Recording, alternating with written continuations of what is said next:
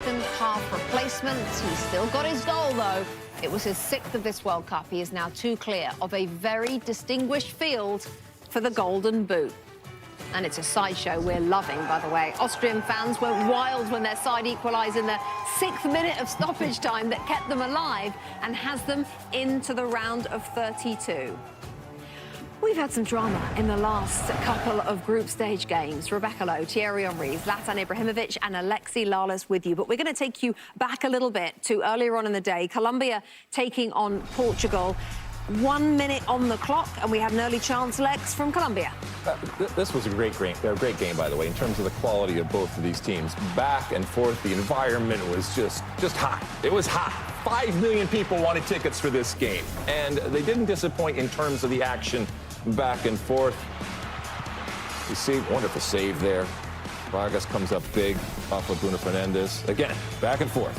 Back and forth, and then you have João Felix tries to get it in the goal, but not an easy situation.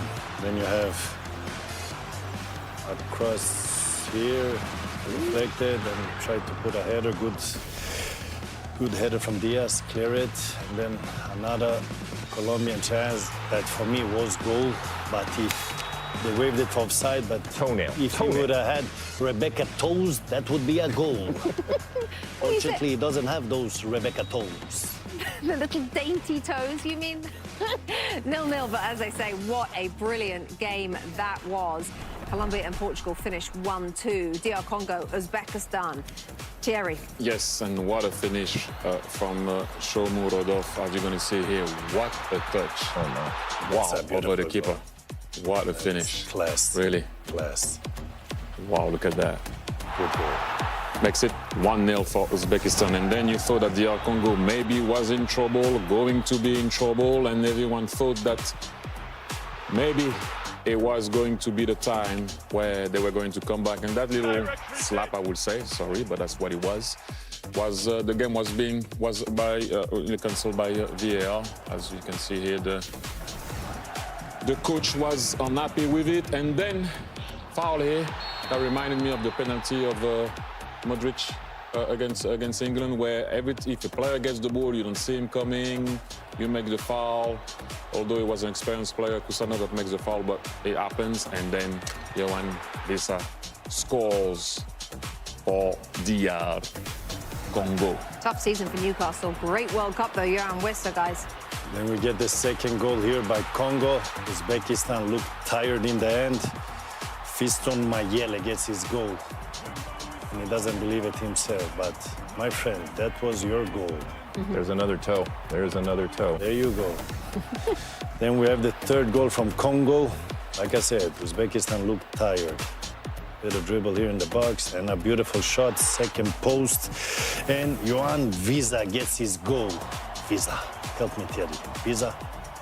It's okay, you always think about credit card and stuff. That's why you say Visa. It's all good, we'll get it. Visa. We need those cards. That result set off a wave of celebrations, including at this watch party in Atlanta. It was an unforgettable and historic day for DR Congo and their fans. So, the final standings in Group K for you.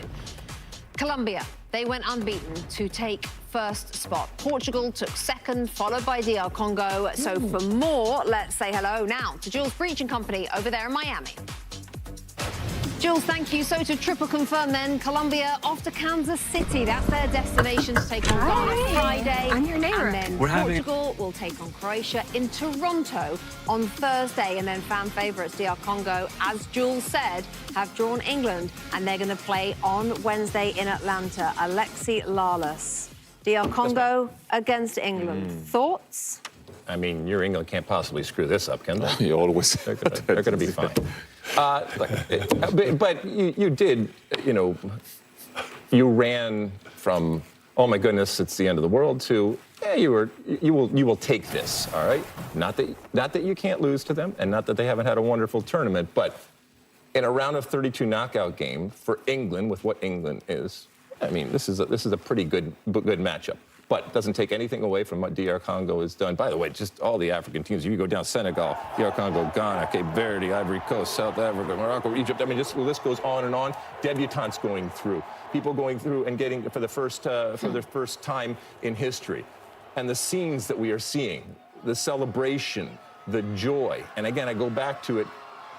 There's no charity about this. Each one of these teams did what they needed to do in order to advance in the tournament. And in doing so, for some people who have been watching them, justifying and validating what they are as a team, and, introducing themselves on the international stage. And that's part of what the World Cup is for not just individual players, but for teams and cultures, saying, hey, we know what we're doing. We're not an easy out. And none of these teams are an easy out. Thierry, how have DR Congo done it? Well, passion, and that. Let's go back to the field. That point against Portugal, for me, that's important, because people will say, oh, they beat Uzbekistan. Yeah, they were 1-0 down and they came back in the game. But that point against Portugal did change something, I think, for them, which I told you, it's a difficult team to beat. But the point against Portugal, I think everyone was like, oh, wait, hang on a minute, they're a good team. Yes, they are. Zlatan? I said it before, it's a beautiful story. It's a story people will talk about, the whole world will talk about it. Well-deserved 4 points. The point against Portugal made a huge difference. But you're in the World Cup. Whoever you beat to qualify, doesn't matter. Just as long as you take those points. And dear Congo, they played with big heart. They really wanted it. We want to see more of that Fimbu. On the next one now against England. Leopard versus Lions. Let's see who is the king of the jungle. Nice. Nice. You can bring that back out Wednesday.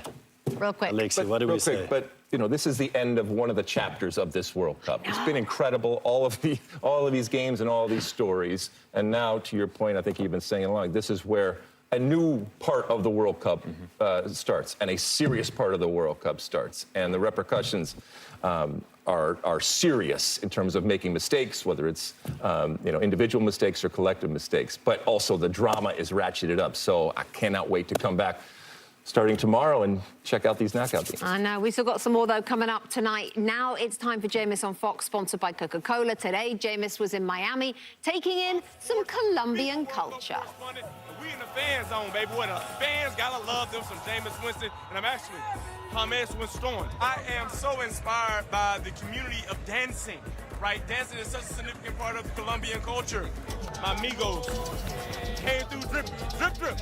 Come on, we get a little dance here. Yeah, you already know. My hips don't lie.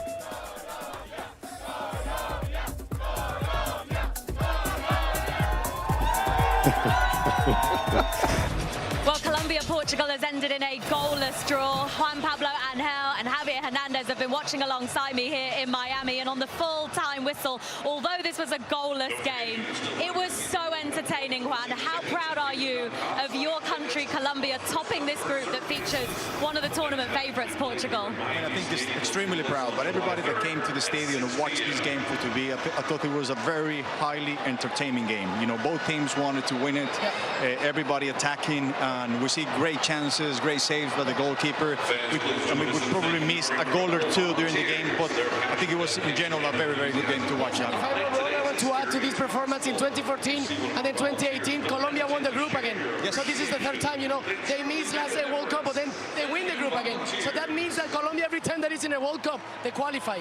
They try to get as big as they can, right? And then today, what an entertaining match without goals. Of course, we love goals, we love that, but the game was so good. But this was a proper World Cup game.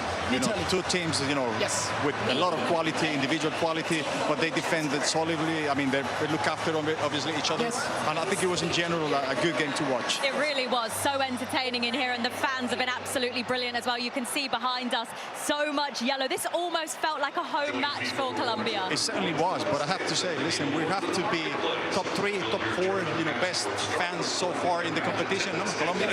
Yes, we saw 64,000 over here. When we listened to the anthems, when Colombia was there, was amazing. Similar to Mexico when we were there in the first first match. It was incredible. It took a while for Portugal to get into the game, Javier. Yeah. What did you make of their performance overall? Look, my summary about the game is I think Colombia was the one who tried a little bit more.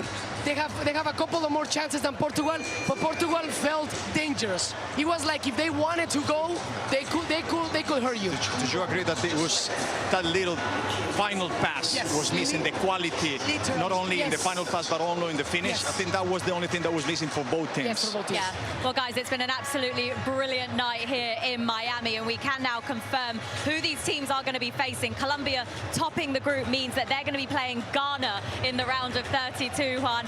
And as for Portugal, they finish in second place. They're going to be taking on Croatia. And what a result in this group as well for DR Congo. Their rewards for getting through this group will be a match against none other than England.